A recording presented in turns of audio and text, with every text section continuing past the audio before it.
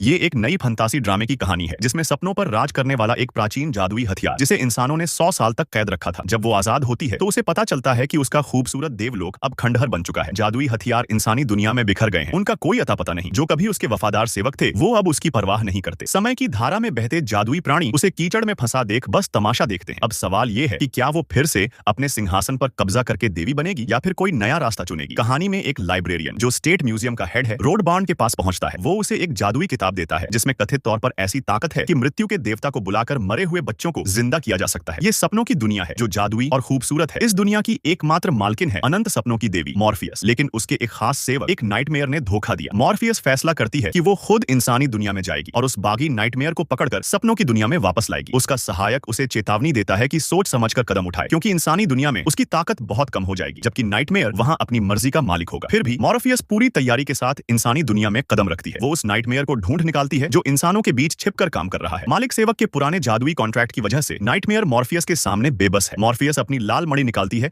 ताकि नाइटमेयर को सील करके सपनों की दुनिया में ले जाए। लेकिन तभी एक प्रार्थना की आवाज उसके कानों में गूंजती है। अचानक ऐसा लगता है जैसे कोई ब्लैक होल उसे खींच ले गया। वो खुद को एक अंधेरे बलिवेदी पर पाती है। रोड नाम का शख्स अपने पंथियों के साथ कोई रस्म कर रहा है। हवा में एक पंख उल्टा तैरने लगता है। वेदी के ऊपर एक काली परछाई टेढ़ी मेढ़ी बनती है और फिर वहां मौजूद जादुई रून्स में कैद हो जाती है। काले लबादे में लिपटी मॉर्फियस जमीन पर गिरती है। लोग डर के मारे पीछे हटते हैं। मॉर्फियस कोई हरकत नहीं करती। रोड अपने छोटे बेटे एलेक्स को कहता है कि वो मॉर्फियस के पास से रेत का थैला और लाल मणि ले ले। खुद रोड उसका काला लबादा खींच लेता है। पल भर में मॉर्फियस का नंगा तंदुरुस्त शरीर सामने आता है जो मोज़ेक की धुंध में छिपा है। ये मॉर्फियस का सबसे कमजोर पल है। उसे यकीन नहीं कि एक आम इंसान ने कुछ टुच्चे मंत्रों से उसे कैद कर लिया। इंसानी दुनिया में उसकी सारी जादुई ताकतें छीन ली गई हैं। सपनों की मालकिन अब एक आम इंसान जितनी बेबस है। तभी नाइटमेयर रोड के पास पहुंचता है और उसे मॉर्फियस की असलियत बताता है। वो कहता है कि मृत्यु ही इंसानों का एकमात्र अंत नहीं। इच्छा का देवता, भाग्य का देवता, निराशा का देवता, ये सब मिलकर इस विशाल ब्रह्मांड को चलाते हैं। जब रोड को पता चलता है कि उसने सपनों की देवी को पकड़ा है वो थोड़ा निराश होता है। सपनों का देवता भला क्या कर सकता है वो सोचता है। नाइटमेयर उसकी नासमझी पर हंसता है। वो बताता है कि अनंत सपनों की देवी मॉर्फियस बाकी देवताओं से कहीं ताकतवर है। वो रोड को सलाह देता है कि वो रेत का थैला, लाल मणि